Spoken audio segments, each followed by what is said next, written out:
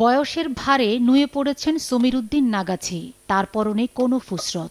স্ত্রী ভানু বেগমের সহায়তায় হাত পাখা বানিয়ে যাচ্ছেন। এই পাখা বিক্রি করে যা আয় হয় তাই দিয়েই কোনো রকমে চলে তাদের সংসার। শুধু সমীর উদ্দিনই নয়, আরও বেশ কয়েকটি পরিবারের আয়ের একমাত্র উৎস হাত পাখা। প্রথমে তালের পাখা কেটে এনে বাঁশের সাহায্যে পাখাতে রূপ দেওয়া হয়। পরে সুই সুতা দিয়ে পাখা বাঁধা, শুকানো ও রঙের কাজ করা হয়। প্রতি পিস পাখা তৈরি করতে খরচ হয় 15 থেকে 20 টাকা, আর প্রকারভেদে বিক্রি হয় 30 থেকে 50 টাকা। ছেলে পেলে নাই, বুড়ো বুড়ি দুজন ওই কোনো রকম পাখার কাজ করি, এটাই হলো নির্ভর।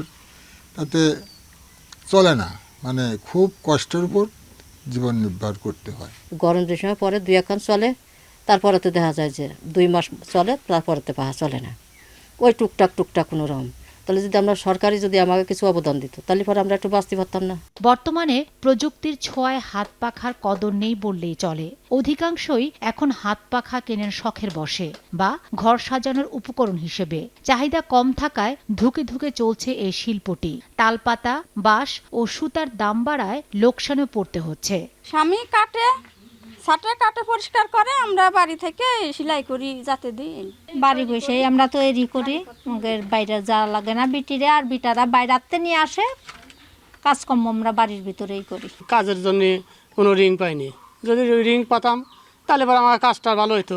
আমরা যদি এরকম কোনো একটা সুযোগ সুবিধা সরকারের কাছে পাইতাম, ছেলে মেয়ে নিয়ে লেখাপড়া এবং সংসারে উন্নত করতে পারতাম, আয় করতে পারতাম। পাখা তৈরির পেশায় জড়িতদের টিকিয়ে রাখতে নানা উদ্যোগের কথা জানালেন স্থানীয় প্রতিনিধি ও বিসিক কর্মকর্তা।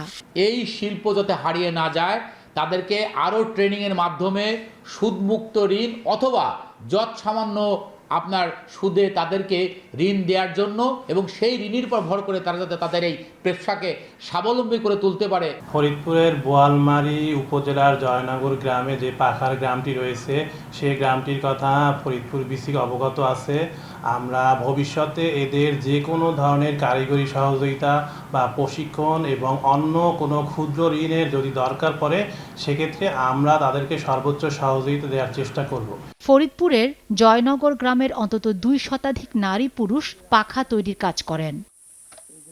সময় সংবাদ, ফরিদপুর।